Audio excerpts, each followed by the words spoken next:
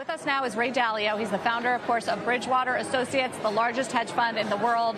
Ray, it's good to see you here. Good to see you again, Sarah. So I think it's important that people understand you've been looking at the world and a lot of these issues that investors grapple with every day through a framework where there are three main, in particular, pieces of the puzzle, right, that are changing and that are happening and that are informing your view of what's going on right now. Can you just tell us how you're relating to all this? Well, yeah, these three forces are the biggest in our lifetime. Never magnitudes existed in our lifetime like they do now. You just touched on one.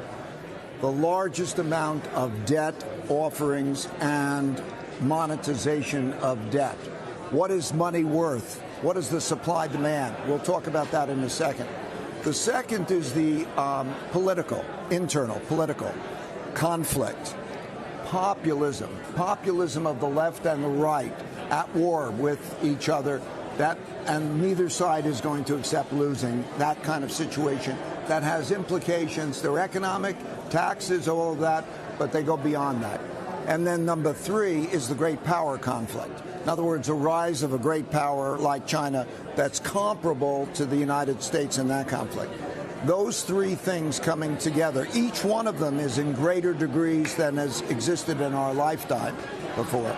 But if you go back in history, major times, and all three of them coming together have come together repeatedly, like in the 1930 to 45 period and other periods like that. So those three factors made me study the last 500 years of history to watch the dynamic of the rise and decline of reserve currencies, debt, but also of empires.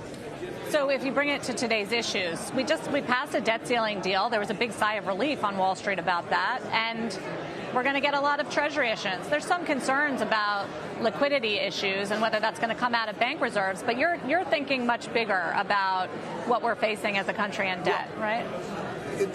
Let's look at the mechanics of it a little bit. When the economics of a country are no different than the economics of an individual or a company, in that you can't spend more than you earn, can't spend more than you earn without getting into debt. And if you have debt, you have to pay back the debt. The only difference is you can print the money. That's it. Which we do. Which we do. And so the question is, what ends that, or is there no end to that? Is there a day of reckoning? Okay, there are two things that end this. First, that the debt service payments to those who are holding the debt who need it for reward, they want to get paid back plus an interest rate. So you have to have those debt service payments. Those debt service payments increasingly encroach on your spending. In other words, either this thing compounds and that means that somebody's wanting to buy all that debt, but you have to pay back in one way or another. And when that happens, it encroaches on other spending. So debt service is one. The other big one is the supply-demand balance issue. In other words, when it happens that people don't want to buy enough debt that needs to be sold, you have the bigger crisis, a debt rollover question. And so let's say, as we're now going to issue another huge amount of debt, and the owners of that debt, there's a lot of owners of that debt who own too much of it. In fact, the main problem that's existing today, that is with banks and with other governments and others, is they own too many treasuries that are losing money. Okay, so the Silicon Valley Bank losses and so on, and the banking system's losses are largely due, including the central bank's losses, the Federal Reserve's losses, are largely due to holding bonds that are gone down in value, therefore lost money, and funding it with an interest rate that's too high. So that dynamic is very, very risky.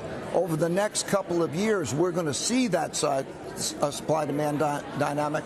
And even if that's not a problem, you have the debt encroaching on the debt service. So it's unsustainable. And the question is, when? It's made more unsustainable by certain things in geopolitics internationally. For example, China doesn't want to hold as much of our debt, maybe. That's one. Yeah. Other countries, too, are increasingly feeling worried about sanctions. In other words, could they be sanctioned? These types of things can affect the demand for the bonds. If you get them to sell the bonds, then it's a real problem. So, because that means either interest rates go up a lot or central banks have to come in and print a lot. And that's the thing that we have to be wary of. So in either case, we're going to have a debt problem.